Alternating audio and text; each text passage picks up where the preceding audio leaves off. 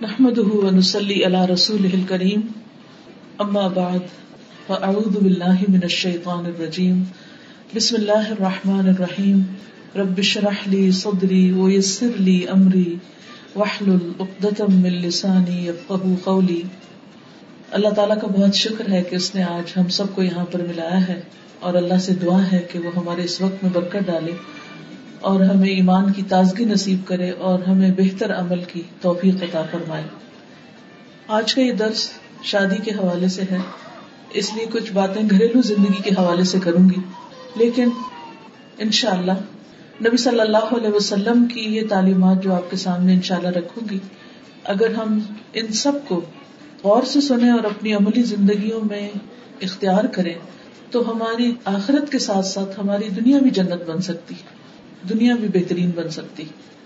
جب مجھے درس کی دعوت دی گئی تو میں نے پوچھا کہ عنوان کیا ہو، کس موضوع پر آپ چاہتے ہیں، کیونکہ خطبہ نکاح پر بہت سارے لیکچرز ہو چکے ہیں، کئی دفعہ بات ہو چکی، تو کہا کہ اس حدیث پر بیس کر لیں کہ خیرکم خیرکم لأہلہ، تم میں سب سے اچھا وہ ہے جو اپنے گھر والوں کے لیے اچھا ہے.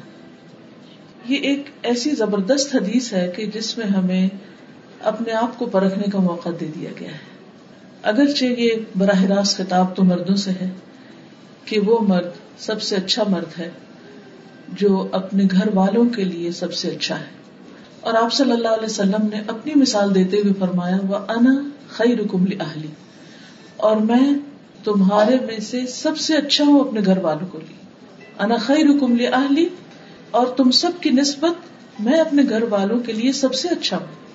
عام طور پر ایک اچھے انسان کو اس کے اخلاق اور معاملات سے پہچانا جاتا ہے کہ اس کی گفتگو کیسی ہے، اس کے میل ملاپ کا طریقہ کار کیا ہے، اس کا بولنے کا طریقہ کیا ہے، وہ خوشی میں کس طرح ریئیکٹ کرتا ہے، وہ غم میں کیسے ریئیکٹ کرتا ہے، وہ خوف کے موقع پر، وہ مختلف کیفیات کے موقع پر کس طرح بہیو کرتا ہے. دوسری طرف یہ بھی ہے کہ ہمارا سب سے زیادہ واسطہ اپنے گھر والوں سے پڑتا ہے. ہم دن رات ان کے سامنے ہوتے ہیں، ہم پریٹینڈ نہیں کر سکتے، ہم ان کے سامنے کچھ اور نہیں بن کے دکھا سکتے، ہم وہی ہوتے ہیں جو ہوتے ہیں. اور چونکہ ایک لمبا عرصہ ان کے ساتھ گزرتا ہے تو وہ ہماری اچھائیوں برائیوں دونوں سے واقف ہو جاتے ہیں، ہماری کمزوریوں سے بھی اور ہمارے اسٹرینتھس جو ہیں ان سے بھی واقف ہو جاتے ہیں. اس لیے اچھائی کا یہ معیار اچھا خاصا کڑا معیار ہے اور اس پر پورا اترنا ایک مشکل کام ہے. جن لوگوں سے ہمارا تھوڑی دیر کے لیے میل جول ہوتا ہے، اگر ان کی کوئی بات بری بھی لگ جائے تو ہم عام طور پر درگزر کر جاتے ہیں اور کہتے ہیں تھوڑی دیر کی تو بات ہے، چلو چھوڑو جانے دو. اگرچہ جب باتیں بری پختہ ہو جائیں تو وہاں بھی انسان کچھ نہ کچھ دوسرے کو تکلیف دے ہی دیتا ہے، لیکن خصوصی طور پر جب انسان کسی ایسے ماحول میں ہو کہ جہاں دن رات کا واسطہ ہے تو وہاں پر بہت ساری چیزیں برداشت کرنا بہت مشکل بھی ہو جاتا ہے. لیکن یہ ناممکن نہیں. اگر یہ ممکن نہ ہوتا تو نبی صلی اللہ علیہ وسلم یہ معیار نہ دیتے، یہ کرائیٹیریا نہ دیتے کہ کس طرح اپنے آپ کو پرکھو. حسن بصری کہتے ہیں کہ اللہ کے نزدیک پسندیدہ بندے وہ ہیں جو اپنے اہل و عیال کو سب سے زیادہ فائدہ پہنچانے والے ہیں. عموماً ہوتا یہ کہ جس کی طرف سے ہمیں تکلیف پہنچتی ہے پھر ہمیں اس کے ساتھ احسان کرنا بھی زیادہ مشکل لگتا ہے، اس کے ساتھ بھلائی کرنا بھی مشکل لگتا ہے. بڑی بڑی خیر و بھلائی تو کیا ہم ایک اسمائل پاس کرنا بھی اپنے لیے مشکل سمجھتے نہیں، جس سے گھر میں ناراضگی ہو، خصوصاً شوہر بیوی کے درمیان کے تعلقات، تو اس میں کتنا مشکل ہو جاتا ہے کہ اگر کوئی بات بری لگ گئی یا کسی بات پر ناراضگی ہو گئی تو پھر ہم دوبارہ جلدی سے اچھے ہو کر مسکراہٹ کا ہی صدقہ کر دیں. حالانکہ اگر اسی سے شروع کر لیں تو بہت سے معاملات آسان بھی ہو سکتے ہیں. اب یہ ہے کہ گھر والوں کے ساتھ اچھے معاملے یا ان کے حقوق کا خیال رکھنے کو سب سے بہترین اس لیے بھی بتایا گیا کہ ان کا حق ادا کرنا ہم پر فرض ہے. یعنی مرد پر فرض ہے کہ وہ اپنی بیوی کے نان نفقے کا خیال رکھے یا اس کو ایک پروٹیکشن فراہم کرے یا ایسا ماحول دے کہ جس میں وہ باعزت پرسکون زندگی بسر کر سکے. یہ شوہر کی ذمہ داریوں میں سے ہے. اس لیے جب وہ اپنی یہ ذمہ داری پوری کرتا ہے تو اس کے لیے اجر بھی بڑھا ہے. ابن عباس کہتے ہیں کہ نبی صلی اللہ علیہ وسلم نے فرمایا تم میں سب سے بہتر وہ ہے جو اپنی بیویوں کے لیے اچھا ہے. ایک نہیں ایک سے زائد روایات ہیں کہ جس سے پتہ چلتا ہے کہ اچھائی کا معیار گھر والوں کے ساتھ اچھا ہونا ہے. اچھا ہونے کے لیے کیا کیا کرنا پڑتا ہے؟ اس میں سب سے پہلی چیز یہ ہے کہ شوہر اپنی بیوی سے محبت کرتا ہو. محبت تو اللہ ہی دلوں میں ڈالتا ہے، لیکن کوشش بھی کرنی پڑتی ہے. اس کوشش میں پہلی چیز یہ ہوتی ہے کہ انسان دوسرے کی اچھائیوں پر غور کرے. اس کی برائیاں، اس کی کمزوریاں اگرچہ سامنے ہوں، لیکن پھر بھی ان سے آنکھ بند کر لے اور جو دوسرے کی خوبیاں ہیں ان کو سامنے رکھے تو ایک دم دل بہتر ہو جائے گا. دوسرے کے احسان کو یاد رکھے. اور پھر خصوصاً اس وقت چونکہ خواتین میرے سامنے ہیں تو اس میں شوہر کی محبت حاصل کرنے کے لیے مطالبہ یا شکوہ یا شکایتیں یا ناراضگی یا ایٹیٹیوڈ دکھانا یا موڈ آف کرنا یہ فائدہ نہیں دیتا. وہاں دل جیتنا پڑتا ہے. جہاں مرد پر لازم ہے کہ وہ اپنی بیوی سے محبت کرے، بیوی کے لیے بھی لازم ہے کہ وہ شوہر کو سب سے زیادہ امپورٹنس دے، سب سے زیادہ اہمیت دے، حتیٰ کہ شوہر کے معاملے میں والدین کی بات بھی نہ مانے. شوہر کا درجہ اتنا بڑا ہے. خرابی کہاں سے ہوتی؟ صرف ایک طرف سے نہیں ہوتی، دونوں طرف سے ہوتی. بعض اوقات ہم اپنے کسی دکھ درد کو لے کے بیٹھے ہوتے کہ ہمارا فلاں مطالبہ پورا نہیں ہوا، یا ہم نے کہا تھا چیز لانے کے لیے، کرنے کے لیے وغیرہ وغیرہ، تو وہ نہیں ہماری بات مانی گئی، یا یہ ہے کہ ہماری بے عزتی کر دی گئی ہمارے پیرنٹس کے سامنے یا بہن بھائیوں کے سامنے، یا کوئی بھی شکایت ہو سکتی. شکایت کے 100 پہلو، یہ سب تو اپنی جگہ ہے. لیکن حقیقت یہ ہے کہ اس کے باوجود ان چیزوں کو درگزر کر کے انسان اگر تھوڑی دیر کے لیے ان کو کنٹرول کر لے، جیسے شفا کے لیے کڑوی دوا بعض اوقات بہت ناگزیر ہو جاتی ہے، اسی طرح باہمی تعلقات کو اچھا کرنے کے لیے ایسی باتوں کو پی جانا بہت فائدہ دیتا ہے. اس سے انسان کی قدر اور زیادہ بڑھ جاتی. اس لیے تالی دونوں ہاتھوں سے بجتی ہے، دونوں کو ہی ایک دوسرے کی قدر کی ضرورت ہے. لیکن شوہر اگر اس معاملے میں پہل کر لے، کیونکہ وہ قوام ہے، اس نے گھر کا نظام درست کرنا ہے، تو معاملات جلد درست ہو سکتے ہیں، زیادہ بہتر ہو سکتے ہیں. اور پھر اس معاملے میں ہم دیکھتے ہیں کہ نبی صلی اللہ علیہ وسلم کا اسوہ حسنہ کیا ہے. عمرو بن العاص کہتے ہیں کہ میں نے نبی صلی اللہ علیہ وسلم سے دریافت کیا کہ آپ کو سب سے زیادہ محبت کس سے ہے؟ فرمایا عائشہ سے. سچ بولا آپ نے، اور اس محبت کا اظہار بھی کیا. تو انہوں نے پھر پوچھا اچھا مردوں میں سے کس سے؟ تو آپ نے فرمایا اس کے والد سے. اس کے بعد انہوں نے مزید بھی پوچھا تو آخر میں وہ کہتے ہیں کہ اس سے اچھا تھا میں یہ سوال نہ ہی کرتا، کیونکہ آپ صلی اللہ علیہ وسلم نے تو اس معاملے میں بالکل جو درست بات تھی، جو اپنی درست فیلنگز تھی وہ بتائیں. اچھا بعض اوقات ہم سب یہی کرتے ہیں کہ اگر کسی سے محبت ہو بھی تو ہم اس کو ظاہر نہیں کرتے یا اس کو بتاتے نہیں یا اس تک کنوے نہیں کرتے، جس کے نتیجے میں دوسرا شخص ساری زندگی بعض اوقات غلط فہمی کا شکار رہتا ہے. کچھ لوگوں پر یہ بہت بھاری ہوتا ہے کہ وہ اپنی زبان سے یا قلم سے یہ کہہ دیں کہ میں آپ سے محبت کرتا ہوں، حالانکہ اس میں کیا جاتا ہے. لیکن شاید اس وجہ سے بھی نہیں کہہ پاتے کہ ہوتی نہیں یا وہ آتی جاتی ہے. لیکن اس میں انسان کو ایکسپریسو ہونا بہت ضروری ہے، اور اپنے ایسے جذبات کا اظہار اگر انسان پبلکلی بھی کر دے تو کوئی حرج نہیں ہوتا، کیونکہ نبی صلی اللہ علیہ وسلم نے سب کے سامنے یہ بات فرمائی. حضرت عائشہ کہتی ہیں کہ رسول اللہ صلی اللہ علیہ وسلم قبرستان بقیع سے واپس تشریف لائے تو میرے سر میں درد تھا. میں نے کہا ہائے میرا سر پھٹا جا رہا ہے. آپ نے فرمایا تمہارا نہیں بلکہ میرا سر پھٹا جا رہا ہے. پھر فرمایا عائشہ اگر تم مجھ سے پہلے فوت ہو گئی تو تمہیں کوئی نقصان نہ ہوگا، تمہارے سارے کام میں خود کروں گا، تمہیں غسل دوں گا، تمہیں کفن پہناؤں گا، تمہاری نماز جنازہ پڑھاؤں گا اور تمہیں خود دفن کروں گا. اب شدید درد تھا آپ کو، اور آپ کو معلوم ہے کہ نبی صلی اللہ علیہ وسلم کا درد دوسرے انسانوں کے مقابلے میں دگنا ہوتا تھا. اس درد کے عالم میں، اس تکلیف کے عالم میں، جبکہ حضرت عائشہ کو بھی تکلیف ہے، آپ کیا فرماتے ہیں؟ اپنے کیئر اینڈ کنسرن شو کرتے ہیں. کیونکہ جب انسان بیمار ہوتا ہے نا تو موت بہت یاد آتی، اور آپ بقیع سے واپس آ رہے تھے، قبرستان سے واپس آ رہے تھے، تو اس موقع پر حضرت عائشہ کو کس قدر تسلی دیتے ہیں کہ میں صرف دنیا میں نہیں بلکہ تمہارے فوت ہونے کے بعد بھی تمہارے سارے کام کروں گا اور خود کروں گا. یہ جملہ کتنا بہترین جملہ ہے. ہم لوگوں کے یہاں عام طور پر موت کا ذکر کرنا برا سمجھا جاتا ہے، اور اگر کوئی شوہر ان الفاظ میں محبت کا اظہار کر دے تو وہ بیوی الٹا لے گی اور کہے گی اچھا تم میرے مرنے کے انتظار میں ہو. بہرحال یہاں بھی آپ دیکھیے کہ الفاظ سے اظہار ہے، اور بعض اوقات صرف محبت نہیں بلکہ کیئر، کنسرن، خصوصاً اگر کوئی بیمار ہو. اگر شوہر بیمار ہو یا بیوی بیمار ہو یا تکلیف میں ہو. عام حالات میں تو ٹھیک ہے, ہر کوئی اچھی بات کر سکتا ہے, لیکن بیماری کی حالت میں, دکھ درد کی حالت میں اچھے الفاظ منہ سے نکالنا اور مشکل ہو جاتا ہے. حضرت عائشہ فرماتی ہے کہ میں حیض کی حالت میں پانی پیتی اور برتن نبی صلی اللہ علیہ وسلم کو دے دیتی, یعنی گلاس جس میں بھی پانی پیتی. آپ اسی جگہ سے منہ رکھ کر پانی پیتے جہاں سے میں نے منہ رکھ کر پانی پیا ہوتا تھا. یہ بھی محبت کے اظہار کا ایک طریقہ ہے. میں ہڈی سے گوشت کھا کر نبی صلی اللہ علیہ وسلم کو دے دیتی, یعنی گوشت میں کھا لیتی, ہڈی آپ کو دے دیتی. آپ اسی جگہ سے کھاتے جہاں سے میں نے کھایا ہوتا تھا. یہ محبت کے چھوٹے چھوٹے انداز ہیں, جسچرز ہیں کہ جس سے باہم ایک بانڈنگ سمجھ میں آتی ہے, نظر آتی. پھر محبت میں یہ نہیں کہ کبھی کبھار انسان چند ڈائلاگز بول دے, بلکہ دوسرے کو کیئر کنسرن کے علاوہ ٹائم بھی دے. وقت دینا ایک بہت اہم چیز ہے. کتنے بھی مصروف ہوں, کیا ہم میں سے کوئی یہ کہہ سکتا ہے کہ میری مصروفیت تو نبی صلی اللہ علیہ وسلم سے بھی زیادہ ہے؟ نعوذ باللہ, کوئی بھی نہیں.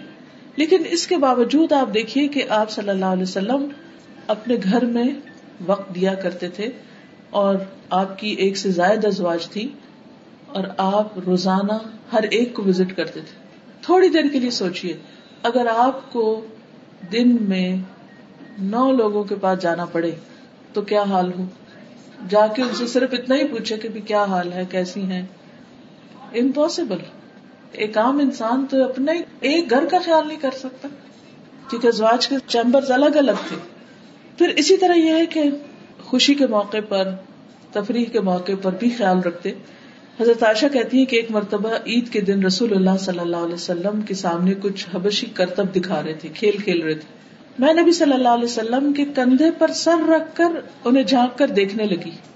ابھی ایک پبلک کی جگہ ہے, تو نبی صلی اللہ علیہ وسلم نے اپنے کندھے میرے لیے جھکا دیے کہ اور آسانی ہو جائے. میں آپ کے کندھوں پر سے انہیں دیکھتی رہی, اور جب دل بھر گیا تو واپس آ گئی. تو آپ نے مجبور نہیں کیا کہ نہیں تم ادھر ہی کھڑی رہو, آزادی بھی دی, اور جب وہ پاس کھڑے ہو کر دیکھنا چاہتی تھی تو اتنی دیر فیسلٹی بھی دی, آسانی بھی فراہم کی. کتنے مواقع ایسے ہوتے ہیں کہ ہم لوگ ایز اے فیملی گھروں سے باہر جاتے ہیں. وہ اصل ٹیسٹ کا وقت ہوتا ہے جب آپ کسی پکنک پہ ہوں یا کسی ایسی جگہ پر ہوں, تو اس موقع پر عموماً مشکل ہو جاتی ہے کیونکہ ہر ایک تھک جاتا ہے, یا کوئی پھر اپنی مرضی سے بیٹھنا اٹھنا چاہتا ہے, کھانا چاہتا ہے, نہیں کھانا چاہتا. تو بعض اوقات ہم دوسرے کو بہت مجبور کر دیتے ہیں کہ نہیں جو ہم چاہ رہے ہیں ویسا تم کرو, اس کی زندگی کو کنٹرول کرنے لگتے ہیں. تو اس سے دوسروں کے لیے بڑی مشکل ہو جاتی ہے. محبت کا یہ مطلب نہیں ہوتا کہ کسی کو انسان پوزیس کر لے, یہ کانسیپٹ بہت غلط ہے کہ اس کی آزادی چھین لے. ہم کیا چاہتے ہیں محبت میں کہ بس جس شخص سے ہم نے محبت کر لی وہ ہمارا غلام بن جائے, وہ کھائے بھی ہماری مرضی سے, پیے بھی ہماری مرضی سے, اٹھے بھی بیٹھے بھی.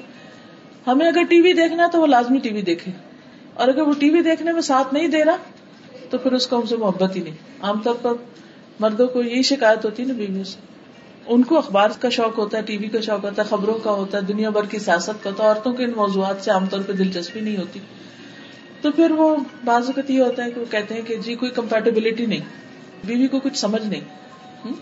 تو اس میں مردوں کو عورتوں کی ذات یا ان کے مزاج یا ان کے خیالات یا ان کی دلچسپیوں کا لحاظ رکھنا چاہیے, جس طرح یہاں ہم دیکھتے ہیں کہ نبی صلی اللہ علیہ وسلم کر رہے ہیں. پھر اسی طرح حضرت عائشہ کہتی ہے کہ میں گڑیوں کے ساتھ کھیلتی تھی, میری سہیلیاں بھی آ جاتی اور میرے ساتھ کھیل کود میں شریک ہو جاتی, اور جو ہی وہ رسول اللہ صلی اللہ علیہ وسلم کو آتے دیکھتی تو چھپ جاتی. آپ انہیں پھر میرے پاس بھیج دیتے کہ وہ میرے ساتھ کھیلنے لگتی. اور آپ دیکھیے کہ کس قدر خیال رکھا جا رہا ہے بیوی کے شوق کا, کیونکہ حضرت عائشہ کم عمر تھی, اگرچہ وہ میچور بھی تھی, بہت سمجھدار تھی, بہت ذہین تھی, بہت سی باتیں بہت بچپن میں سیکھ گئی تھی, لیکن اس کے باوجود ابھی وہ بچی ہی تھی. آپ نے دیکھا ہوگا نا کئی بچے بہت چھوٹی عمر میں قرآن حفظ کر لیتے ہیں اور بہت سمجھدار اور میچور ہو جاتے ہیں, لیکن وہ اپنا کام بھی کرتے ہیں, پھر تھوڑی دیر کے بعد کھیل کود میں بھی لگ جاتے ہیں. تو ہم ان سے کیا ایکسپیکٹ کرتے ہیں کہ بس اب یہ ہر چیز بڑوں کی طرح بہیو کرے. نہیں, ضروری نہیں ہوتا, کیونکہ ہر ایج کے کچھ تقاضے ہوتے ہیں, کچھ پسند اور ناپسند ہوتی, کچھ انسانی ضروریات ہوتی. نبی صلی اللہ علیہ وسلم سے بڑھ کر کون حکمت والا تھا اور کون نفس شناس تھا اور کون انسانوں کی ضروریات کا خیال رکھنے والا تھا, اور وہ اپنے گھر میں کیسے نہ رکھتے. ظاہر شوہر باہر سے آتا ہے تو وہ کیا چاہتا ہے کہ بیوی اس کو توجہ دے, بیوی اس میں دلچسپی لے, لیکن آپ آ کر بیوی کی دلچسپی کو دیکھ رہے ہیں کہ اس وقت وہ کھیل رہی ہے, اس کی دوستیں پاس ہیں, تو وہ ان کو پاس ہونا چاہیے. اس سے ایک یہ بھی پتہ چلتا ہے کہ ایک عورت کو عام طور پر اپنی سہیلیوں میں, اپنی کلاس میٹس کے ساتھ, اپنی ہم عمر لڑکیوں کے ساتھ بات چیت گفتگو میں زیادہ مزہ آتا ہے بعض اوقات, یا وہ کہیں جانا چاہتی ہے یا کوئی سہیلی آنا چاہتی ہے, تو بہت دفعہ شادی کے بعد گھروں میں لڑائی جھگڑے اس لیے بھی ہو جاتے ہیں کہ شوہر ان کو کہیں جانے نہیں دیتے, کسی سے بات نہیں کرنے دیتے. اتفاق سے آج ہی ایک خاتون میرے پاس آئی ہوئی تھی تو کہنے لگی کہ میرے میاں شادی کے بعد 2 سال تک وہ نہ مجھے کہیں جانے دیتے, نہ فون پہ کسی سے بات کرنے دیتے, تو مجھے لگتا کہ میں تو پاگل ہو جاؤں گی. یعنی کہ کسی فیمیل فرینڈ کو بھی نہیں آنے دیتے تھے.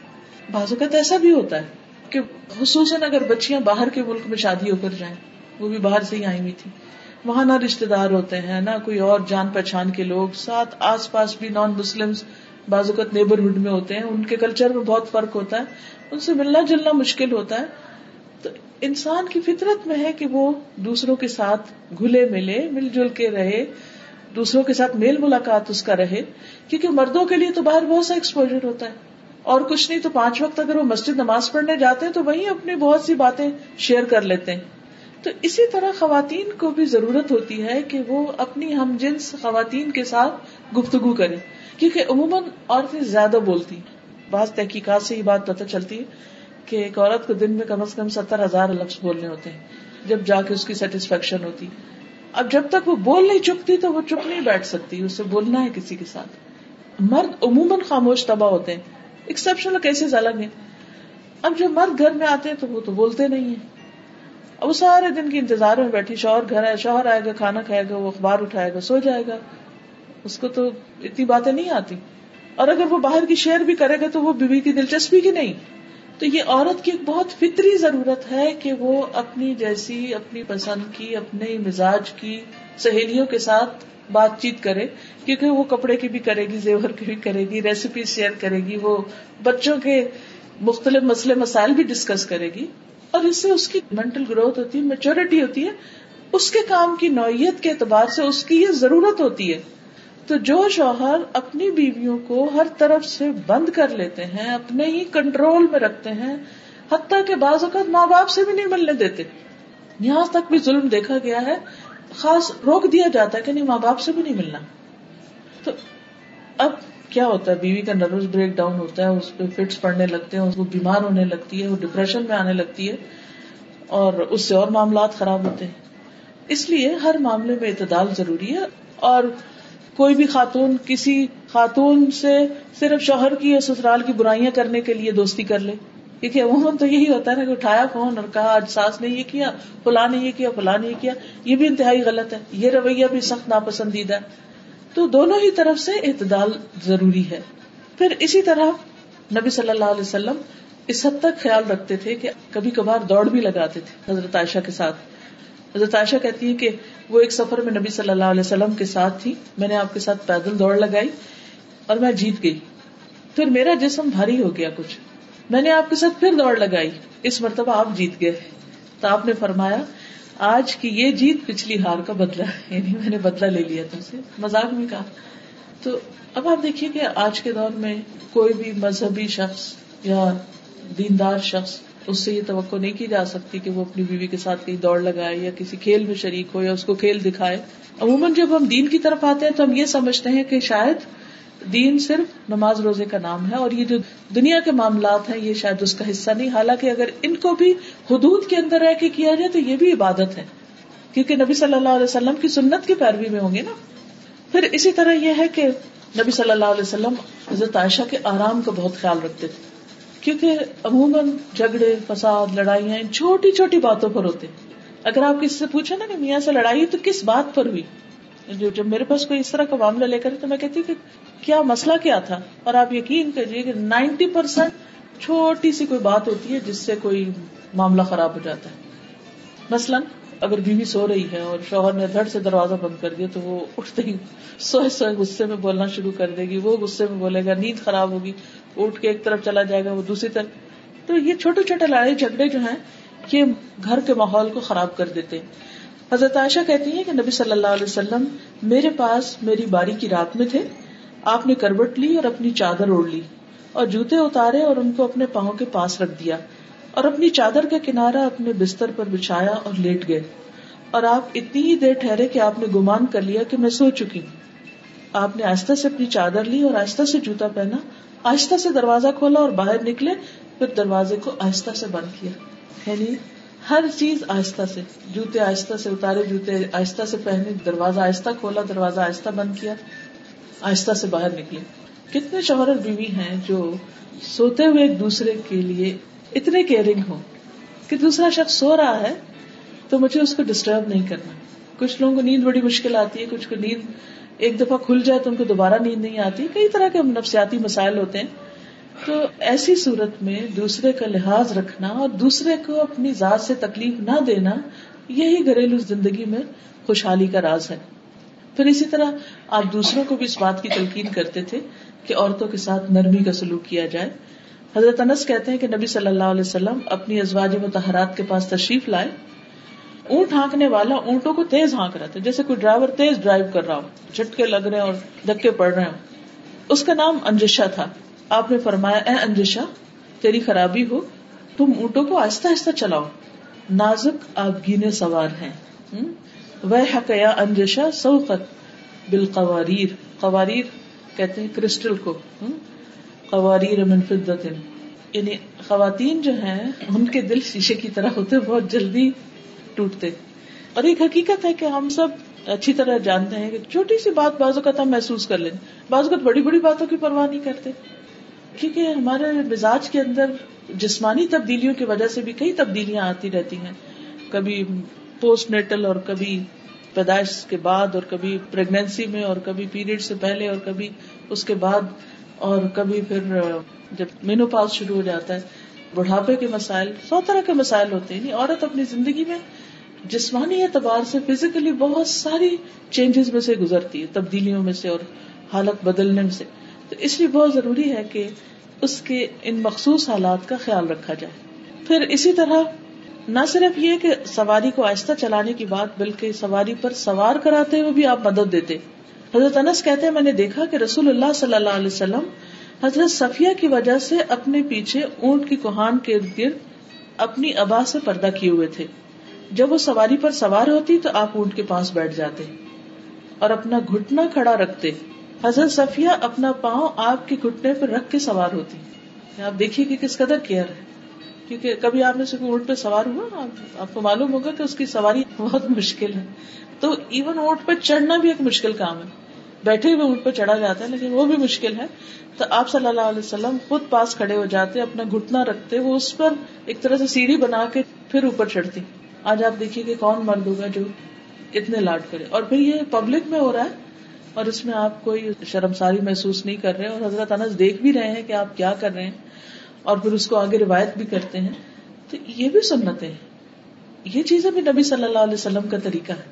اگر ہم اپنے گھروں کے اندر چھوٹی چھوٹی چیزوں میں ایک دوسرے کے مددگار بن جائے تو بہت سے حالات اور معاملات درست ہو سکتے ہیں. پھر اسی طرح اپنے سے زیادہ دوسروں کی فکر کرنا, یہ بھی بہت اہم ہے. حضرت انس کہتے ہیں کہ میں اور ابو طلحہ خیبر سے واپس آ رہے تھے اور نبی صلی اللہ علیہ وسلم کے پیچھے حضرت صفیہ سوار تھی کہ اچانک رسول اللہ صلی اللہ علیہ وسلم کی اونٹی پھسل گئی اور رسول اللہ صلی اللہ علیہ وسلم اور حضرت صفیہ دونوں گر گئے. ابو طلحہ تیزی سے وہاں پہنچے, کہنے لگے, یا رسول اللہ, اللہ مجھے آپ پر قربان کرے, کوئی چوٹ تو نہیں آئی؟ آپ نے فرمایا, نہیں, خاتون کی خبر لو, یعنی مجھے چھوڑو, ان کی خبر لو. چنانچہ ابو طلحہ اپنے چہرے پر کپڑا ڈال کر ان کے پاس پہنچے اور حضرت صفیہ پر کپڑا ڈال دیا. اس کے بعد سواری کو دوبارہ تیار کیا, پھر ہم سب سوار ہو گئے. پھر اسی طرح اہم مواقع پر آپ مشورہ بھی لیتے تھے, جیسے صلح حدیبیہ کے موقع پر حضرت ام سلمہ کے مشورے سے آپ نے اپنا احرام کھولا اور باقی صحابہ نے پھر آپ کو دیکھ کر احرام کھولا, کیونکہ آپ اس وقت بہت ڈسہارٹنڈ تھے کہ آپ نے جب لوگوں سے کہا کہ تم اب اپنے احرام کھول دو, ہم عمرے کے لیے نہیں جا سکتے, تو کوئی اپنی جگہ سے نہیں ہلا, کیونکہ کوئی ذہنی طور پہ تیار ہی نہیں تھا کہ اتنے 100 میل سے آئے ہیں ہم عمرہ کرنے, اور عمرہ کیے بغیر ہم واپس کیسے جائیں. لیکن حضرت ام سلمہ کے پاس جب آپ نے جا کر لوگوں کے یہ طرز عمل بیان کیا تو انہوں نے مشورہ دیا کہ آپ شروع کر لیجئے, آپ کو دیکھ کے باقی بھی کر لیں گے, اور واقعی ایسا ہوا. اور ایک بہت سنگین معاملہ جو تھا وہ آسان ہو گیا، حل ہو گیا. پھر اسی طرح یہ ہے کہ نبی صلی اللہ علیہ وسلم جب آخری عمر میں بیمار ہوتے ہیں تو اس بیماری میں بھی اپنی ازواج کا خیال رکھتے ہیں. ہشام اپنے والد عروہ سے روایت کرتے ہیں کہ رسول اللہ صلی اللہ علیہ وسلم اپنے مرض الموت میں بھی ازواج مطہرات کی باری کی پابندی کرتے تھے. البتہ یہ دریافت فرماتے کہ کل مجھے کہاں ٹھہرنا ہے، کل کو میں کہاں ہوں گا، کیونکہ آپ حضرت عائشہ کی باری کی خواہش مند تھے. حضرت عائشہ فرماتی ہیں کہ جب میرے یہاں قیام کا دن آیا تو آپ کو سکون ہو گیا، کیونکہ شاید اللہ کی طرف سے یہ حکم تھا کہ آپ وہیں پر ہی فوت ہوں گے اور وہیں پر دفنائے جائیں گے، اور پھر اللہ تعالیٰ نے ان کو یہ سعادت بخشنی تھی. بہرحال پھر اسی طرح یہ ہے کہ جب آپ بیمار تھے تو اس سے پہلے رات کو سوتے وقت کا جو عمل ہے کہ اپنے ہاتھوں پر تینوں کل پڑھ کر سارے جسم پر خود انسان دم کرے، ہم میں سارے کو کرنا چاہیے، کیونکہ سوتے ہوئے انسان تو اپنے آپ سے بھی غافل ہوتا ہے، کوئی چیز آ کے کاٹ نہ جائے یا کوئی چیز آ کے نقصان نہ دے، تو وہ ایک طرح سے پوری حفاظت ہو جاتی. تو جب نبی صلی اللہ علیہ وسلم بیمار ہوئے تو آپ حضرت عائشہ کو کہتے کہ وہ پڑھیں یا وہ آپ کے اوپر ہاتھ پھیریں. حضرت عائشہ کہتی ہیں کہ نبی صلی اللہ علیہ وسلم اپنے گھر کے بعض بیماروں پر یہ دعا پڑھ کر دم کرتے اور اپنا دانا ہاتھ پھیرتے: اے اللہ، لوگوں کو پالنے والے، تکلیف کو دور کر دے، اسے شفا دے، تو ہی شفا دینے والا ہے، تیری شفا کے سوا کوئی شفا نہیں، ایسی شفا کہ کسی قسم کی بیماری نہ رہ جائے. اب اس سے یہ پتا چلتا ہے کہ آپ اپنے گھر والوں کے اوپر بیماری کے وقت میں ہاتھ پھیر کر دم کیا کرتے تھے. اس کا کیا فائدہ ہے؟ کیونکہ جو بیمار ہوتا ہے وہ ایک طرح سے اپنے آپ کو تنہا محسوس کرتا ہے، تکلیف میں محسوس کرتا ہے، تو ہاتھ کا جو ٹچ ہے اور ہاتھ پھیرنا جو ہے اس کے اوپر، یہ اس کے لیے باعث تسکین ہوتا ہے. حضرت عائشہ ہی کہتی ہے کہ رسول اللہ صلی اللہ علیہ وسلم کے گھر والوں میں سے جب کوئی بیمار ہوتا تو آپ معوذات پڑھ کر اس پر پھونک مارتے. پھر اسی طرح آپ گھر والوں کے لیے دعا بھی کرتے. حضرت عائشہ کہتی ہیں کہ میں نے رسول اللہ صلی اللہ علیہ وسلم کو خوش طبیعت دیکھ کر کہا: اے اللہ کے رسول صلی اللہ علیہ وسلم، میرے لیے اللہ تعالیٰ سے دعا کر دیجیے، یعنی آپ میرے حق میں کوئی دعا کریں. آپ نے فرمایا: اے اللہ، عائشہ کے پہلے اور پچھلے اور اعلانیہ اور مخفی سب گناہ بخش دے. اور خوشی سے عائشہ رضی اللہ تعالیٰ عنہا نے پھر ہنسنا شروع کر دیا، یہاں تک کہ ان کا سر حضور صلی اللہ علیہ وسلم کی گود میں جا پڑا. یعنی اس دعا سے وہ اتنی خوش ہوئی. اچھا، بعض اوقات گھر والے ہم سے کوئی چھوٹی سی چیز کا مطالبہ کرتے ہیں اور ہم اتنے بزی ہوتے ہیں کہ ہم بات بھی نہیں سنتے. اور خصوصاً جیسے بچے ہوتے ہیں نا کہ وہ کہتے ہیں کہ 1 منٹ کی بات، 1 منٹ، کہتے جاؤ ابھی نہیں، وقت پھر آنا. وہ چھوٹا سا کام کہتے کرتے تو ہم کہتے ہیں ابھی کام یاد آیا آپ کو، ابھی تو مجھے یہ کرنا ہے. ہم تنگ آتے ہیں. تو ٹھیک ہے، جب اسٹریس ہو تو کسی کو نہیں کو مطالبہ کسی کام کا کرنا چاہیے، لیکن ایک دوسرے کے لیے سامنے دعا کرنا، بول کے دعا کرنا، ایک دوسرے کے ساتھ ایک تعلق کو شو کرتا ہے. پھر اسی طرح حضرت عائشہ کہتی ہیں کہ رسول اللہ صلی اللہ علیہ وسلم نے حضرت فاطمہ کا ذکر کیا تو میں نے ان کے بارے میں کوئی بات کہی. اس پر آپ نے فرمایا: کیا تم اس پر راضی نہیں کہ تم دنیا اور آخرت میں میری بیوی رہو؟ حضرت عائشہ نے عرض کیا: کیوں نہیں؟ آپ نے فرمایا: تم دنیا اور آخرت میں میری بیوی ہو. پھر اپنے بعد ان کے لیے فکر مند ہوتے تھے. حضرت عائشہ کہتی ہے کہ رسول اللہ صلی اللہ علیہ وسلم اپنی بیویوں سے فرماتے کہ اپنے بعد مجھے تمہارے معاملات کی فکر پریشان کرتی ہے کہ جب میں دنیا میں نہیں ہوں گا، چونکہ وہ دوبارہ شادی بھی نہیں کر سکتی تھی اور اکثر کے والدین بھی نہیں تھے، اور حضرت ام سلمہ کی اولاد تھی لیکن باقی سب کی تو اولاد نہیں تھی، تو انہیں فکر ہوتی تھی کہ ان کو کون لک آفٹر کرے گا. فرمایا: اور تم پر صبر کرنے والے ہی صبر کریں گے، یعنی تمہارے ساتھ اچھا سلوک کریں گے. لیکن ہم دیکھتے ہیں کہ ایک کے بعد ایک ازواج مطہرات نیکی کے کام کرتے، خیر اور بھلائی کے ساتھ وقت گزار کے دنیا سے رخصت ہوئی. پھر یہ کہ آپ اپنی ازواج کا نان نفقے کا خیال رکھتے تھے. حضرت عمر کہتے ہیں کہ بنو نذیر کے باغات وغیرہ ان اموال میں سے تھے جن کو اللہ تعالیٰ نے اپنے رسول کو بغیر لڑے دے دیا تھا. یہ اموال خاص طور سے رسول اللہ صلی اللہ علیہ وسلم کے تھے، جن میں سے آپ اپنی ازواج مطہرات کو سالانہ نفقہ کے طور پر بھی دیتے اور باقی ہتھیار اور گھوڑوں پہ خرچ کرتے تاکہ اللہ کے راستے میں جہاد کے لیے ہر وقت تیاری رہے. یعنی جو آپ کا مال تھا اس میں سے آپ نے سب کا باقاعدہ ایک طرح سے نفقہ مقرر کر رکھا تھا.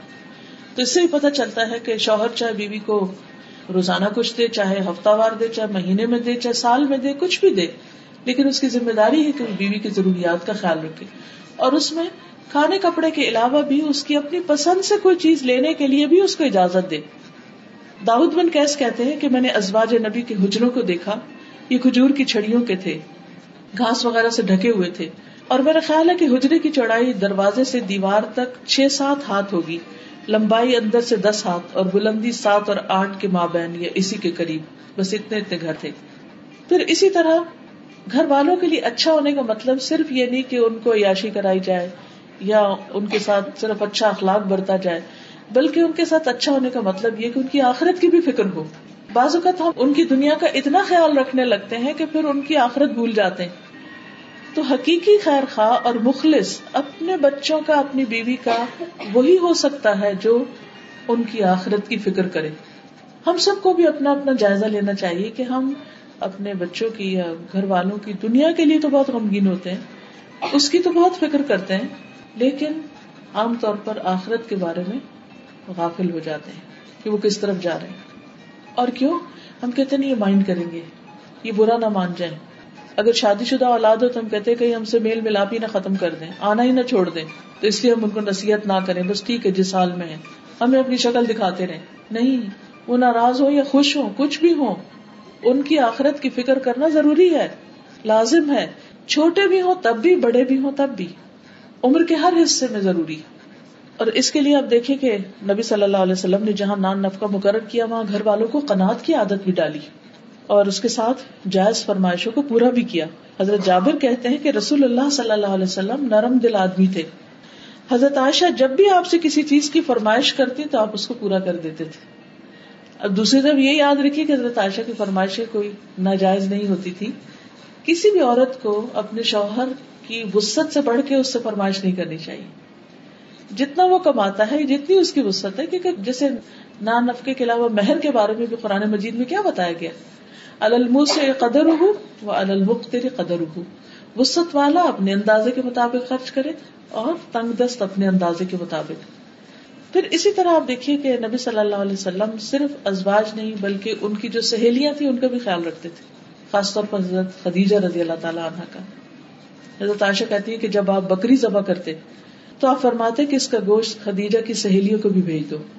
یعنی وہ تو دنیا میں نہیں، ان کی بہن ایک تو تھی حالہ، لیکن سہیلیوں کا بھی اپنا ایک مقام ہوتا ہے. والدین کے ساتھ صلہ رحمی میں سے ایک بات یہ ہے کہ والدین کے دوستوں کے ساتھ بھی اچھا سلوک کیا جائے. عام طور پر ہم جب بڑے ہو جاتے ہیں، اپنے مسائل اور بچے اور گھر بار شروع ہو جاتا ہے تو ہم ایسے رشتوں کو اور ایسے تعلقات کو بھول جاتے ہیں. ٹھیک ہے اگر قریب ہوں تو انسان زیادہ بھی دیکھ سکتا ہے، لیکن اگر دور دراز بھی ہوں، مثلاً آپ کسی خاص شہر میں گئے ہیں اور وہاں آپ کے والدین کے کوئی رشتے دار ہیں، دوست ہیں، تو آپ کو ان سے ملاقات کی کوشش کرنی چاہیے. بھلے سال میں ایک دفعہ، 5 سال میں ایک دفعہ یا کبھی کبھار ہی، لیکن کوشش کرنی چاہیے، کیونکہ صلہ رحمی جو ہے وہ انسان کی عمر بڑھاتی ہے، انسان کے رزق میں برکت کا باعث ہے. حضرت انس کہتے ہیں کہ نبی صلی اللہ علیہ وسلم کے پاس کوئی چیز لائی جاتی تو آپ فرماتے فلاں عورت کو دے آؤ، جو حضرت خدیجہ کی سہیلی تھی، فلاں عورت کو دے آؤ، وہ خدیجہ سے محبت کرتی تھی. سوچیے کہاں تک کیئر اور کنسرن ہے. حضرت عائشہ کی سہیلیوں کو تو کھیلنے کے لیے کہتے تھے کہ آپ آؤ اور کھیلو، حضرت خدیجہ جو فوت ہو چکی تھی ان کی سہیلیوں کو ہدیے وغیرہ بھجوایا کرتے تھے. پھر اسی طرح یہ ہے کہ حد الوسع گھر کا ماحول خوشگوار رکھنے کی کوشش کرتے تھے. پھر گھر کے کام کاج میں تعاون کرتے تھے. گھر والوں کے لیے انسان یا کسی کے لیے بھی بہتر اسی وقت ہو سکتا ہے جب وہ اس کے کاموں میں مددگار ہو. اگر کوئی شخص آپ کے کاموں میں آ کے الٹا رکاوٹ ڈال دے اور کہ مجھے آپ سے بہت محبت ہے لیکن بس آپ میرے پاس بیٹھے رہے، کام کوئی نہ کرے، یہ کس قسم کی محبت ہے؟ یہ تو دشمنی ہے جو محبت کے نام پہ کی جا رہی ہے کہ دوسرے کو بیکار کر کے رکھ دیا جائے. کیونکہ بعض لوگ جب آ جائے تو نہ وہ خود کچھ کرتے نہ کرنے دیتے. اس کے برعکس بہت سے لوگ ایسے ہوتے ہیں کہ جو دوسروں کا بہت خیال رکھتے ہیں اور ان کے کاموں میں لگ جاتے ہیں. نبی صلی اللہ علیہ وسلم حالانکہ مردوں کے اوپر فرض تو نہیں ہے کہ گھر کے کام کریں، لیکن وہ گھر آ کر آرام سے بیٹھ نہیں جاتے تھے اور صرف آرڈر نہیں کرتے رہتے تھے، اچھا اب چائے لے آؤ، پانی لے آؤ، فلاں لے آؤ. بیوی کو خادمہ کی طرح نہیں ٹریٹ کرتے تھے. اسود کہتے ہیں کہ میں نے حضرت عائشہ سے پوچھا نبی صلی اللہ علیہ وسلم اپنے گھر میں کیا کیا کرتے تھے؟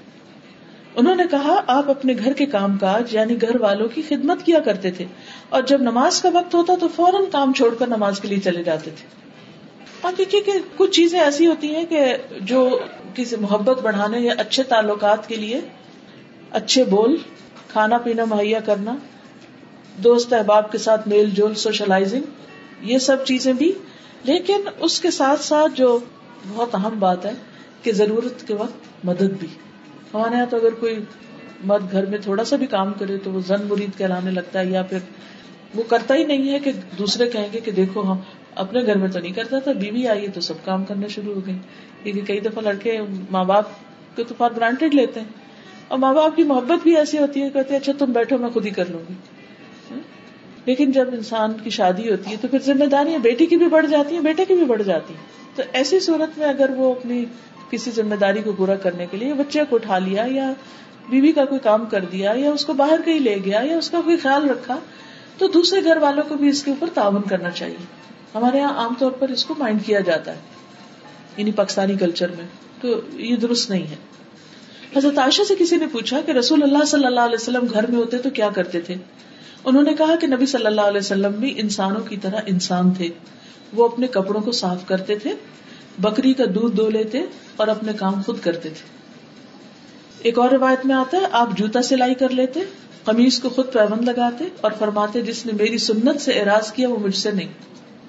یعنی اس چیز کو بھی انہوں نے اپنی سنت بتایا کہ اپنا کپڑا استری کر لیں، یا اپنے کپڑے نہانے کے بعد فرش پر پھینکنے کی بجائے واشنگ باسکٹ میں ڈالیں. یہ چھوٹے چھوٹے کام. عموماً آپ دیکھیے کہ یہ جو چھوٹی چھوٹی چیزیں ہوتی ہیں بعض اوقات بیویاں انہی سے بہت خوش ہو جاتی. مثلا شوہر نے صبح اٹھ کر اپنا کمبل خود طے کر دیا تو آپ دیکھیں گے کہ بیوی کے دل کا حال کیا ہوگا. وہ کہے گی نہیں چھوڑیے میں خود ہی کر لوں گی. لیکن اگر وہ نہ کرے اور چھوڑ کے اٹھ جائے تو پھر اس کو خیال آئے گا کہ اتنا بھی نہیں میری مدد ہو سکتی. یعنی اگر شوہر تھوڑی سی بھی محبت دکھائے تو بیوی اس سے کئی گنا زیادہ دکھائے گی، کیونکہ عورت کی فطرت میں ہے یہ کیئر ہے، محبت ہے، خدمت ہے. یہ اللہ نے اس کے اندر رکھ دی ہے خاندان کے نظام کو اچھا چلانے کے لیے. پھر اسی طرح آپ صلی اللہ علیہ وسلم اپنے کپڑے کو پیوند بھی لگا لیتے تھے اور سی بھی لیتے تھے. اب تو یہ کام عورتوں کو بھی نہیں آتا، تو آپ سوچیے کہ ہم کتنے پیچھے ہیں. پھر اسی طرح گھر والے جو کھانا دیں اس پہ راضی ہو جاتے. جابر کہتے ہیں کہ نبی صلی اللہ علیہ وسلم نے اپنے گھر والوں سے سالن طلب کیا کہ سالن لاؤ. انہوں نے کہا ہمارے پاس سوائے سرکے کے کچھ نہیں. آپ نے سرکہ منگوا لیا، اس سے روٹی کھانی شروع کر دی. فرمانے لگے بہترین سالن سرکہ، بہترین سالن سرکہ. اچھا اب آپ دیکھیے دوسری طرف کیا ہوتا ہے، سبزی لا کے بھی نہیں دی، پیسے بھی نہیں دیے، گیس کا بل نہیں پے کیا وہ بھی کٹ گئی، اور اگر کھانا نہیں بنا تو بھی ذمہ دار ہے. یعنی اسباب ریسورسز فراہم نہیں کیے، اور پھر بھی انڈرسٹینڈنگ نہیں کہ بھائی اس کا قصور نہیں. یعنی بعض اوقات ایسی ایکسپیکٹیشن ہوتی ہے کہ ہر قیمت پر ہر صورت میں کرنا ہی کرنا ہے، جہاں سے مرضی کرو. اور ان عورتوں پر تو بہت ہی رحم آتا ہے جو بیچاریاں سارا سارا دن محنت کر کے آتی ہیں اور شوہر پیسے چھین کے نشہ کرنے لگتے ہیں. ابو ہریرہ کہتے ہیں کہ نبی صلی اللہ علیہ وسلم نے کبھی کسی کھانے میں عیب نہیں نکالا، کبھی کسی کھانے میں عیب نہیں نکالا. اگر آپ کو پسند ہوتا تو کھا لیتے ورنہ چھوڑ دیتے. پھر اسی طرح مشکل وقت میں بیوی کو دلاسا دینا، اس کے آنسو پوچھنا، یہ بھی نبی صلی اللہ علیہ وسلم کی سنت سے ملتا ہے.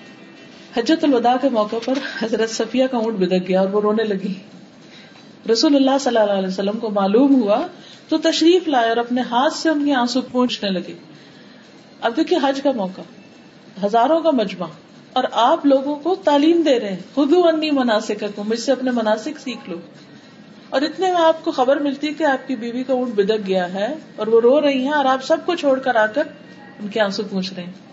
یہ وقت ہوتے ہیں جب کسی کا دل جیتا جا سکتا ہے. دوسری صورت کیا ہے، بیوی روتی رہے، صبح روئے شام روئے، روتی رہے لیکن پوچھنا نہیں. اس معاملے میں بعض اوقات عورتیں بہت زیادتی کرتی ہیں، وہ جب رونے پہ آتی ہیں تو چپ ہی نہیں کرتی. ایک اور روایت میں حضرت صفیہ کے بارے میں ملتا ہے جب وہ رونے سے چپ ہی نہیں کری پھر آپ نے ان کو چھوڑ دیا، کیونکہ کئی دفعہ ایسا ہوتا ہے نا کہ روتے ہوئے کان سے پہنچے تو اور رونا آ جاتا ہے. پھر اسی طرح یہ ہے کہ بیوی کے مسائل اور مشکلات میں ساتھ دینا. حضرت عائشہ کہتی ہیں کہ ہم آپ کے ساتھ کسی سفر میں تھے، جب ہم مقام بیضاء پہ پہنچے تو میرا ہار کھو گیا. رسول اللہ صلی اللہ علیہ وسلم اس کی تلاش میں وہیں ٹھہر گئے اور لوگ بھی آپ کے ساتھ ٹھہر گئے. پورا قافلہ ساتھ ہے، سب کو ٹھہرا دیا ہار تلاش کرنے کو، اور ایک دفعہ نہیں ڈانٹا. جب وہ قافلہ ٹھہر گیا تو حضرت ابوبکر آ گئے. انہوں نے آ کے حضرت عائشہ کو ٹوکے لگائے کہ تمہاری وجہ سے سارا قافلہ رکا ہوا، سب کا حرج ہو رہا ہے. لیکن پھر اس پر تیمم کی آیات اور وہ سب کچھ نازل ہوا اور وہ اتنا مسلمانوں کے لیے خیر کا باعث بنا. پھر یہ ہے کہ بعض اوقات بیوی تھک جاتی ہے، کوئی اور وجہ ہو جاتی ہے، موڈ آف ہو جاتا ہے، تو اس کو ایشو نہیں بنا لینا چاہیے، کبھی ناراض ہونے کا بھی موقع دینا چاہیے، کیونکہ عورت کے جو کیفیات ہوتی ہیں وہ مردوں سے بہت مختلف ہوتی ہیں، تو بعض اوقات چونکہ وہ مختلف ہوتی ہیں، وہ اس ایکسپیرینس سے گزرے نہیں ہوتے، وہ سمجھتے ہی نہیں کہ ایسا کیوں ہو رہا ہے. حضرت عائشہ کہتی ہے کہ رسول اللہ صلی اللہ علیہ وسلم نے فرمایا جب تم مجھ سے راضی ہوتی ہو تب بھی مجھے پتہ چل جاتا ہے، اور جب ناراض ہوتی ہو تب بھی پتہ چل جاتا ہے. حضرت عائشہ نے کہا وہ کیسے؟ آپ نے فرمایا جب تم مجھ سے راضی ہوتی ہو تو کہتی ہو محمد کے رب کی قسم، اور جب ناراض ہوتی ہو تو کہتی ہو ابراہیم کے رب کی قسم. حضرت عائشہ نے عرض کیا ہاں اللہ کے رسول صلی اللہ علیہ وسلم، واللہ میں صرف آپ کا نام ہی چھوڑتی ہوں، یعنی صرف زبان سے نہیں بولتی، اندر تو میرے محبت ہوتی ہے. پھر اسی طرح یہ ہے کہ گھر والوں کو مسائل کا حل پیش کیا کرتے تھے. عام طور پر مرد حضرات باہر کے مسئلے مسائل سن کے اتنے گھبرائے ہوتے کہ گھر آ کے وہ کوئی مسئلہ نہیں سننا چاہتی، اور بعض اوقات بیوی اکیلی ہی الجھتی رہتی ہے، وہ سارا کچھ لے لے کے اپنے دل میں دفن کرتی رہتی ہے، کیونکہ کوئی سننے والا نہیں، کوئی حل کرنے والا نہیں. لیکن نبی صلی اللہ علیہ وسلم کا طریقہ یہی ہے کہ جب بھی کوئی مسئلہ پیش آیا تو آپ نے اس کا حل تلاش کیا اور مل کے حل سوچا. تو خوشگوار ازدواجی زندگی کے لیے یہ بہت ضروری ہے کہ گھر کے اہم مسائل میں میاں بیوی باہم مشورہ کریں اور اکیلے فیصلے نہ کریں. یہ جو اکیلے فیصلے کر لینے ہوتے ہیں نا، بیوی کو بتائے بغیر یا شوہر کو بتائے بغیر خود ہی کو ڈیسیژن لے لیا، اس سے بھی بہت ناراضگیاں پیدا ہوتی ہیں، اس سے بھی بہت خرابیاں پیدا ہوتی ہیں، کیونکہ دوسرا شخص سمجھتا ہے کہ میری کوئی اہمیت ہی نہیں. پھر بیوی کے والدین کو شکایت نہ لگانا، کیونکہ بہت دفعہ ایسا ہوتا ہے نا کہ چھوٹی سی کوئی بات ہوئی تو فوراً بتایا کہ بھی آپ کی بیٹی ایسی اور ایسی، لیکن یہ ایک نوبل کیریکٹر ہوتا ہے کہ گھر کے معاملے گھر میں ہی طے کر لیے. حضرت عمر کہتے ہیں کہ ایک دن میں کچھ سوچ رہا تھا کہ میری بیوی نے مجھ سے کہا بہتر ہے اگر تم اس معاملے کا فلاں حل کرو، یعنی اس معاملے کا فلاں طرح حل کر لو. میں نے کہا تمہارا اس میں کیا کام، یعنی تم مجھے کیوں مشورہ دے رہی، معاملہ مجھ سے متعلق ہے، تم کون ہو دخل دینے والی. میری بیوی نے اس پہ کہا خطاب کے بیٹے تمہارے اس طرز عمل پہ حیرت ہے، تم اپنی باتوں کا جواب برداشت نہیں کر سکتے. تمہاری بیٹی حفصہ تو رسول اللہ صلی اللہ علیہ وسلم کو بھی جواب دیتی، ایک دن تو اس نے آپ کو غصہ بھی دلایا تھا. یہ سن کر حضرت عمر کھڑے ہو گئے، چادر اوڑھ کے حفصہ کے گھر پہنچ گئے. فرمایا بیٹی کیا تم رسول اللہ صلی اللہ علیہ وسلم کی باتوں کا جواب بھی دیتی ہو، یعنی وہ شوہر ہیں اور اللہ کے رسول ہیں، یہاں تک کہ ایک دن تم نے نبی صلی اللہ علیہ وسلم کو دن بھر ناراض رکھا. حفصہ رضی اللہ عنہا نے عرض کیا ہاں اللہ کی قسم ایسا ہوا. سچ بولنے والے لوگ تھے نا، ہاں ایسا ہوا، ہم آپ کو کبھی جواب بھی دیتے ہیں. تو عمر رضی اللہ عنہ نے کہا جان لو میں تمہیں اللہ کی سزا اور اس کے رسول کی ناراضگی سے ڈراتا ہوں کہ آئندہ ایسا مت کرنا. لیکن نبی صلی اللہ علیہ وسلم نے خود کبھی بھی جا کے نہیں حضرت عمر کو بتایا کہ دیکھو تمہاری بیٹی کیسی ہے. پھر بیوی کی تربیت اور اصلاح کا کام جو ہے وہ چونکہ مرد کی ذمہ داری ہے. قرآن مجید میں اللہ تعالیٰ فرماتے ہیں یا ایھا الذین آمنوا قوا انفسکم واہلیکم نارا، اے لوگوں جو ایمان لائے ہو اپنے آپ کو اور اپنے گھر والوں کو آگ سے بچاؤ. تو اس میں براہ راست خطاب مردوں سے ہی ہے. سیکنڈ نمبر پر پھر بیوی کی ذمہ داری آتی کیونکہ کلکم راعٍ وکلکم مسئول عن رعیتہ. بیوی بھی بچوں کے بارے میں نگران ہے، شوہر بھی بیوی اور بچوں کا نگران ہے، تو ان سے اس کی جواب دہی ہوگی. لیکن خاص طور پر شوہر کا فرض بنتا ہے کہ بیوی کی تربیت کرے، اس کو ادب سکھائے اور پھر نرمی اور اچھے اخلاق کی تعلیم دے. حضرت عائشہ کہتی ہیں کہ کچھ یہودی نبی صلی اللہ علیہ وسلم کے پاس آئے اور کہا السلام علیکم، جس کا معنی تھا کہ آپ پر موت آئے. تو انہیں بہت غصہ آیا، انہوں نے جواب میں کہا وعلیکم السلام واللعنہ، یعنی مزید لفظ اضافہ کیا اور کہا تم پر موت بھی اور لعنت بھی ہو. اس پر رسول اللہ صلی اللہ علیہ وسلم نے فرمایا ٹھہرو اے عائشہ، اللہ تعالیٰ تمام معاملات میں نرمی کو پسند کرتا ہے. میں نے عرض کیا یا رسول اللہ کیا آپ نے سنا نہیں انہوں نے کیا کہا؟ آپ نے فرمایا میں نے اس کا جواب دے دیا تھا کہ وعلیکم. تو اگر وعلیکم سے معاملہ حل ہو سکتا ہے یا بدلہ اتر سکتا ہے تو دو لفظ اضافہ کرنے کی ضرورت نہیں ہے. تو یہ تربیت تھی جو فوری طور پر آپ نے وہاں کی کہ اگر بچوں میں سے گھر والوں میں سے کوئی زبان میں بے احتیاطی کر رہا ہے یا غلط لفظ بول رہا ہے تو اس کو وہاں روکنا بھی چاہیے. پھر اسی طرح صدقہ کرنے کی ترغیب، آخرت کی فکر کے لیے رات کو جگایا. ام سلمہ کہتی ہیں کہ نبی صلی اللہ علیہ وسلم ایک رات جاگے، فرمایا سبحان اللہ آج رات کیا کیا بلائیں اتری، کیونکہ آپ کو تو پتہ چل جاتا تھا اللہ کے دیے ہوئے علم سے، اور کیسے کیسے خزانے بھی نازل ہوئے، یعنی خیر اور شر دونوں ہی. ان حجرے والیوں کو کوئی جگانے والا ہے، یعنی ان ازواج مطہرات کو کوئی اٹھا دے. افسوس کہ دنیا میں بہت سے کپڑے پہننے والی عورتیں آخرت میں ننگی ہوں گی. یعنی تہجد صرف مردوں کے لیے نہیں، نیکی اور عبادت مردوں کے لیے نہیں، عورتوں کے لیے بھی ہے. اور آخرت کا لباس کیا ہے؟ آخرت کا لباس دنیا کا اچھا عمل ہے.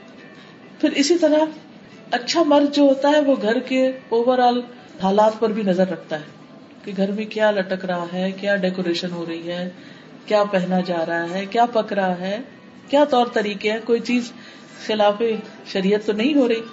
مثلا حضرت عائشہ سے روایت ہے کہ انہوں نے ایک گدا خریدا جس پر تصویریں بنی ہوئی تھی. آپ نے اسے دیکھا تو دروازے پہ کھڑے ہو گئے، اندر تشریف نہیں لائے. میں نے عرض کی یا رسول اللہ صلی اللہ علیہ وسلم، میں نے جو غلطی کی ہے اس سے میں اللہ سے معافی مانگتی ہوں. فرمایا یہ گدا کس کے لیے ہے؟ میں نے عرض کیا آپ کے بیٹھنے اور اس پر ٹیک لگانے کے لیے. آپ نے فرمایا ان تصویر بنانے والوں کو قیامت کے دن عذاب دیا جائے گا اور ان سے کہا جائے گا جو تم نے پیدا کیا ہے اسے زندہ بھی کر کے دکھاؤ، اور فرشتے اس گھر میں داخل نہیں ہوتے جس میں تصویر ہو. یعنی کہ میں اس گدے پہ نہیں بیٹھ سکتا اور نہ ہی گھر میں ہوگا. بہت سے مرد گھروں میں بہت کچھ حرام چیزیں دیکھتے ہیں، غلط چیزیں دیکھتے ہیں، بچے غلط کر رہے ہوتے ہیں لیکن ان کو روکتے نہیں. تو امر بالمعروف اور نہی عن المنکر بھی گھر سے شروع ہوتا ہے. اسی طرح حضرت انس کہتے ہیں کہ ایک دفعہ رسول اللہ صلی اللہ علیہ وسلم نے ایک آدمی حضرت حفصہ کے حوالے کیا اور فرمایا اس کی نگرانی کرنا. ان کی ڈیوٹی لگا کر گئے تو وہ اس سے غافل ہو گئی. وہ آدمی بھاگ گیا. کوئی قیدی ہوگا یا کوئی ایسا ہوگا کہ جس کو پکڑوایا. نبی صلی اللہ علیہ وسلم واپس تشریف لائے تو پوچھا حفصہ اس آدمی کا کیا ہوا؟ انہوں نے کہا یا رسول اللہ صلی اللہ علیہ وسلم میں غافل ہو گئی اور وہ بھاگ گیا. نبی صلی اللہ علیہ وسلم نے فرمایا تمہارے ہاتھ ٹوٹ جائیں، یعنی کہ غصے میں آیا. نبی صلی اللہ علیہ وسلم کے جانے کے بعد انہوں نے اپنے ہاتھ اونچے کر لیے. تھوڑی دیر بعد نبی صلی اللہ علیہ وسلم آئے تو پوچھا حفصہ تمہیں کیا ہوا، یہ ہاتھوں کو ایسے کیوں کیا ہوا؟ انہوں نے کہا یا رسول اللہ صلی اللہ علیہ وسلم آپ نے کچھ دیر پہلے مجھ سے ایسے اور ایسے کہا تھا کہ تمہارے ہاتھ ٹوٹ جائیں. آپ نے فرمایا اپنے ہاتھ کھول لو، میں نے اللہ سے یہ کہہ رکھا ہے کہ میں اپنی امت میں سے جس کسی کو بھی کوئی بد دعا دوں وہ اس کے حق میں مغفرت کا سبب بنا دے، یعنی اس پر لگے نہیں. وہ کیا رحمت. پھر اسی طرح غلط کام پر صرف ناراض نہیں ہوئے بلکہ کفارہ بھی بتایا. حضرت عائشہ کہتی ہیں کہ صفیہ رضی اللہ تعالیٰ عنہا نے حضور صلی اللہ علیہ وسلم کی خدمت پہ کھانا بھیجا جبکہ وہ حضرت عائشہ کی باری تھی. حضرت عائشہ کے گھر میں تھے آپ، تو صفیہ نے کھانا بھیجا. انہوں نے جب لونڈی کو دیکھا تو غصے سے کانپنے لگی کہ یہ کیوں کھانا آیا وہاں سے. وہ کہتی یہاں تک کہ میں نے غصے میں برتن توڑ دیا. رسول اللہ صلی اللہ علیہ وسلم نے میری طرف دیکھا تو مجھے آپ کے چہرے پر غصے کے آثار نظر آئے کہ یہ کیا کیا ہے.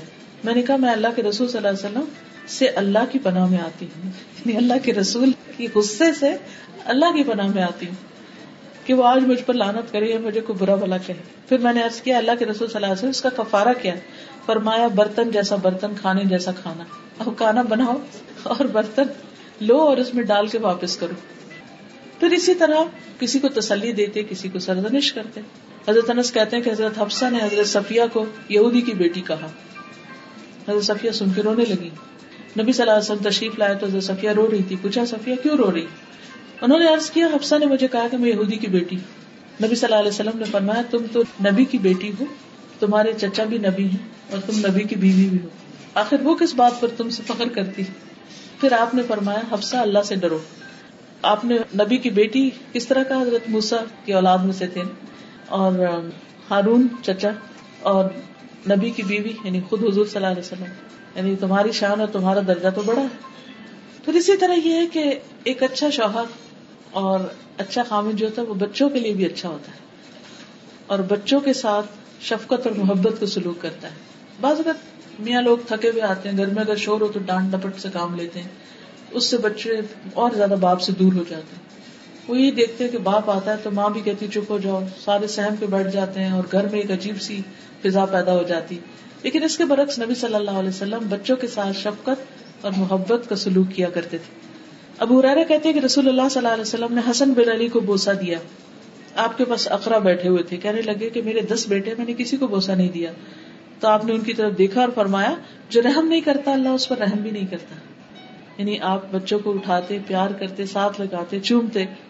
ام سلمہ کی بیٹی تھی زینب، تو آپ ان کو زوینب زوینب کہا کرتے تھے، یعنی تصغیر کے ساتھ پیار سے بلاتے. پھر بچوں کی عزت بھی کیا کرتے تھے، ان کو رسپیکٹ دیتے. ام المومنین حضرت عائشہ کہتی ہے کہ میں نے عادات، چال چلن اور بات چیت میں سب سے زیادہ مشابہ حضرت فاطمہ کو پایا نبی صلی اللہ علیہ وسلم کی. بہت زیادہ آپ سے ریزمبل کرتی تھی، چلنے میں، بیٹھنے میں، لین دین میں، ہاتھ کے اشاروں میں. جب وہ آپ کے پاس آتی آپ ان کے لیے کھڑے ہو جاتے, بیٹی کے لیے کھڑے ہو جاتے, ان کا ہاتھ پکڑتے, انہیں بوسہ دیتے, انہیں اپنی جگہ بٹھاتے. جب آپ ان کے ہاں جاتے تو وہ اٹھ کر آپ کی طرف بڑھتی تھی, آپ کا ہاتھ پکڑتی, بوسہ دیتی اور آپ کو اپنی جگہ بٹھاتی. یہ تھا باپ بیٹی میں محبت کا تعلق. آج آپ دیکھیے کہ ہمارے گھروں میں کیا واقعی بیٹیوں کے ساتھ ایسا سلوک کیا جاتا ہے, یا امت کے مرد بھی اپنی بیٹیوں کے ساتھ یہ سلوک کر رہے ہیں؟ اگر نہیں تو فکر کی بات ہے, کیونکہ یہ بھی آپ کی محبت کی شرط ہے کہ آپ کے طور طریقے بھی اختیار کیے جائیں. پھر نواسیوں کو کندھے پہ چڑھا لیتے. حضرت امامہ کے بارے میں آتا ہے, حضرت زینب کی بیٹی تھی. آپ نماز میں ہوتے تو ان کو بٹھا لیتے اپنے کندھے پر, رکوع پہ جاتے تو اتار دیتے, جب کھڑے ہوتے پھر چڑھا لیتے, حالانکہ آپ امامت کر رہے ہوتے تھے. بچے نماز کی حالت میں آپ کی پشت پہ سوار ہو جاتے اور آپ اپنا سجدہ لمبا کر دیتے تھے جب تک وہ اٹھتے نہیں تھے. بڑے بچوں کو بھی پیار سے اپنی چادر کے نیچے گھسا لیتے تھے. جیسے ایک دفعہ آپ نے حضرت حسن حسین کو چھپایا اور حضرت علی آئے تو آپ نے ان کے اوپر بھی اپنا کپڑا کر دیا.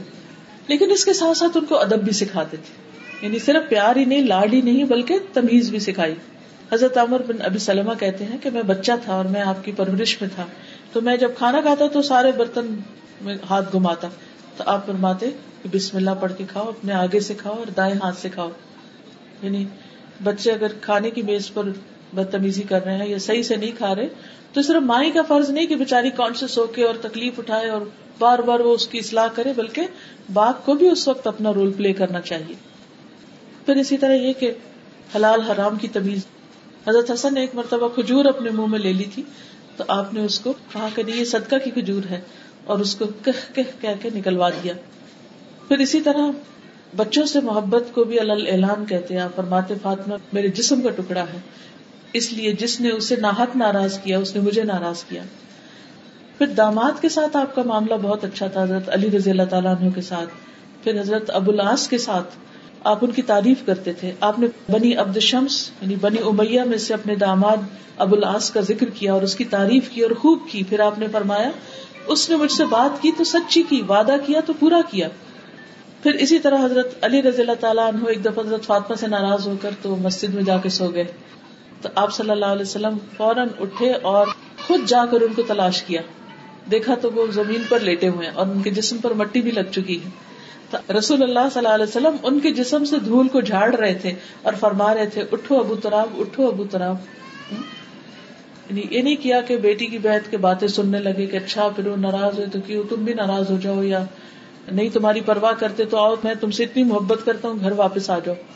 یہ محبت نہیں ہوتی.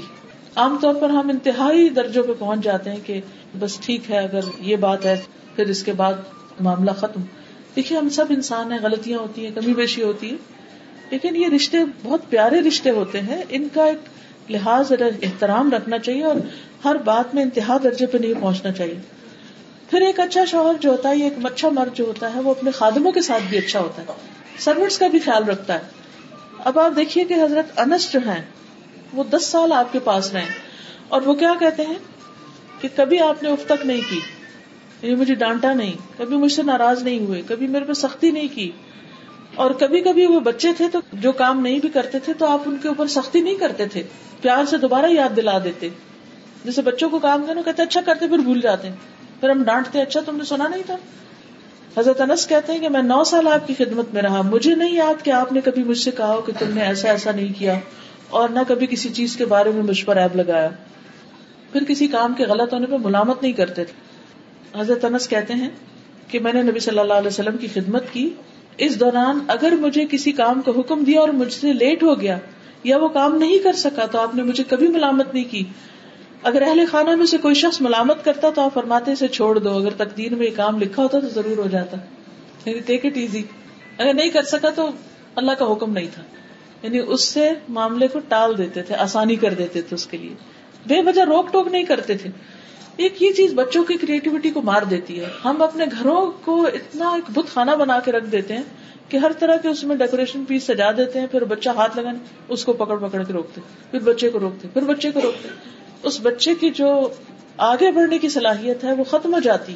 تو اپنے گھروں کو چائلڈ فرینڈلی بنائیں, ان چیزوں کو ہٹا دیں اور بچے کو آزادی دیں, یا پھر ان کو تمیز سکھائیں اور وہ ہاتھ نہ لگائیں. آپ نے دیکھا کہ کچھ گھروں میں سب کچھ رکھا ہوتا ہے اور بچے ٹرین ہو جاتے ہیں کہ نہیں اس چیز کو نہیں کھیلنا، کسی اور چیز سے کھیلنا ہے. تو دونوں طریقوں میں ان کی ٹریننگ ضروری ہے، بجائے اس کے کہ یا تو آپ گھر کو بالکل ایک کھنڈر ویرانہ بنا دیں، اور یا پھر یہ کہ ان کو ہر وقت ڈانٹ ڈپٹ سے کام لیں. دونوں ہی طریقے ٹھیک نہیں.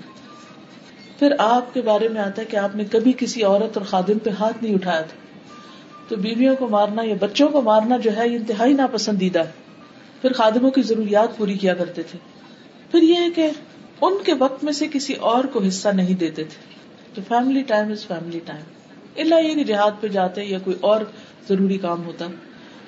حضرت عائشہ کہتی کہ ایک رات آپ نے فرمایا عائشہ مجھے چھوڑو کہ میں آج رات اپنے رب کی عبادت کروں. میں نے کہا مجھے آپ کے پاس رہنا بھی پسند ہے اور آپ کی خوشی بھی پسند ہے. تو آپ اٹھے، وضو کیا، نماز پڑھنے کھڑے ہو گئے اور آپ نے مسلسل رونا شروع کیا، یہاں تک کہ آپ نے اپنی گود تر کر لی. یعنی اتنا روئے کہ آپ کے کپڑے تر ہو گئے. کہتی ہیں کہ آپ نماز میں بیٹھے روتے رہے. حضرت عائشہ کہتی ہیں کہ پھر آپ برابر روتے رہے یہاں تک کہ زمین بھی تر کر لی. اتنا روئے. اتنے میں بلال رضی اللہ عنہ نے آپ کو فجر کی نماز کے لیے بلایا. انہوں نے جب آپ کو روتے ہوئے دیکھا تو عرض کیا اللہ کے رسول آپ رو کیوں رہے؟ آپ کے تو اگلے پچھلے سارے گناہ معاف ہو چکے ہیں. فرمایا کیا میں اللہ کا شکر گزار بندہ نہ بنا؟ نعمتوں کی شکر گزاری پر بھی رونا چاہیے. آج ہی رات مجھ پر ایک آیت نازل ہوئی، تباہی اس کے لیے جو اسے پڑھے اور اس پر غور و فکر نہ کرے. ان فی خلق السماوات والارض. پھر آپ دیکھیں کہ گھر والوں کے بیچ میں ہوتے ہوئے آپ کی سب سے زیادہ دعا یہ ہوتی تھی کہ یا مقلب القلوب ثبت قلبی علی دینک. اور حضرت ام سلمہ کہتی ہے کہ آپ اکثر یہ دعا کرتے تھے، یعنی آپ کی یہ دعا سب سے زیادہ ہوتی. اب ام سلمہ رضی اللہ تعالیٰ عنہا نے یہ دعا سنی. گھر والوں کے بیچ میں کیوں؟ اس لیے کہ انسان جب اپنے پیاروں کے بیچ میں ہوتا ہے نا تو اپنے آپ کو پروٹیکٹڈ محسوس کرتا ہے اور کمفرٹیبل محسوس کرتا ہے. تو اس وقت وہ جیسے کہتے ہیں نا کہ اپنی گلی میں کتا بھی شیر ہے، یعنی انسان اوور کانفیڈنٹ بعض اوقات ہو جاتا ہے. اور اس کانفیڈینس میں پھر بعض اوقات منہ سے غلط باتیں بھی نکل آتی ہیں. باہر ہم پھر بھی سنبھل کے بولتے ہیں، گھر والوں کے بیچ میں ہم بعض اوقات ایسے مذاق شروع کر دیتے جو حد سے بڑے ہوئے ہوتے ہیں.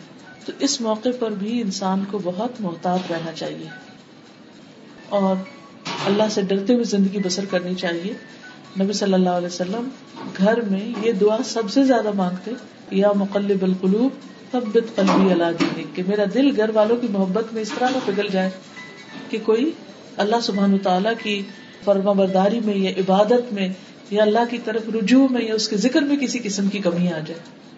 تو اللہ تعالیٰ سے دعا ہے کہ وہ ہمارے گھروں کو بھی اپنی رحمتوں سے ڈھانپے اور ہمارے درمیان اتفاق اور محبت پیدا کرے اور ہمارے بچوں کے دلوں میں باہم اتفاق اور محبت رکھے. اور یہ جب شادی ہونے والی ہے اللہ تعالیٰ اس جوڑے کو بہت بہترین اور مثالی جوڑا بنائے اور ان کو نیک اولاد عطا فرمائے اور اپنے والدین کی آنکھوں کی ٹھنڈک بنائے اور دین و دنیا کی خوبیاں اور بھلائیاں نصیب فرمائے اور ہر طرح کے شر اور تکلیف اور بری تقدیر سے محفوظ رکھے. اور اللہ تعالیٰ دنیا کے ساتھ ساتھ آخرت کو بھی بہت بہترین بنا دے. وآخر دعوانا الحمد للہ رب العالمین. آپ